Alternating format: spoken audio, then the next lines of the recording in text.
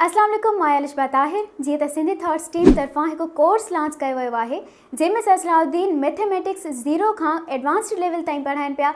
उन में मैथमेटिक्स जा जेके बेसिक टॉपिक्स आहिनि जेके असांजे लाइ सम्झणु तमामु ज़रूरी आहिनि उहे सर सलाहुद्दीन जन कवर कराइनि पिया। ऐं अल्हम्दुलिल्लाह असांखे हिन जो तमामु अमेज़िंग रिस्पॉन्स मिलियो आहे। काफ़ी मुख़्तलिफ़ इलाइक़नि मां, मुख़्तलिफ़ शहरनि मां मुख़्तलिफ़ गर्ल्स बॉयज़ हिन में पाण खे रजिस्टर्ड करायो आहे ऐं तमामु बहितरीनु असांखे हिन जो रिज़ल्ट मिलियो आहे। To be honest, sir Salahuddin जे मैथ जे पढ़ाइण जे हवाले खां जेको मुंहिंजो पर्सनल एक्सपीरियंस रहियो आहे त सर जो पढ़ाइण जो अंदाज़ शुरूअ खां ई निरालो ऐं मैजिकल रहियो आहे।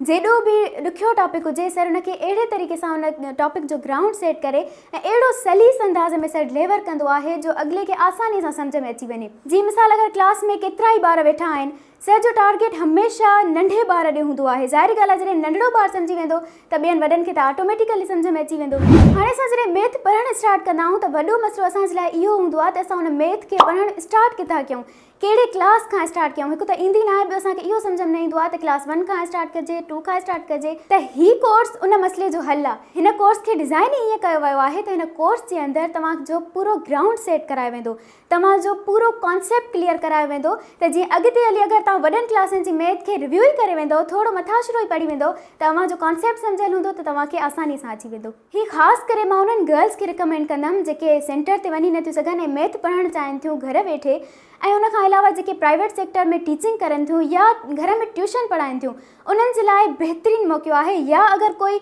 जॉब या टेस्ट जी तयारी करे थो त उन्हनि जे लाइ बि ही तमामु सुनहरी मौक़ो आहे। हिन कोर्स जी ख़ूबसूरती इहा आहे त तव्हांखे वीडियोज़ व्हाट्सएप जे थ्रू प्रोवाइड कयूं वेंदियूं। उन खां अलावा हिन कोर्स जे इख़्तिताम ते तव्हांखे पार्टिसिपेशन सर्टिफिकेट बि प्रोवाइड कयो वेंदो। हिन में अव्हांखे इंडिविजुअल हेल्प कई वेंदी। जॾहिं बि तव्हांखे मैथ में कोई मसइलो अचे, अव्हां इंडिविजुअली एडमिन खां पुछी सघो था, तव्हांजी हेल्प कई वेंदी। वीकली टेस्ट आहे, ऑनलाइन सेशन्स आहिनि, हिकु मेगा टेस्ट आहे। सो हिन में तमामु घणो तव्हांखे मज़ो अचण वारो आहे। ॾाढो इंटरेक्टिव कोर्स आहे। असांजो मक़सदु इहो आहे त असां वटि मौजूदु मोबाइल्स जो पॉज़िटिव इस्तेमालु कयो वञे।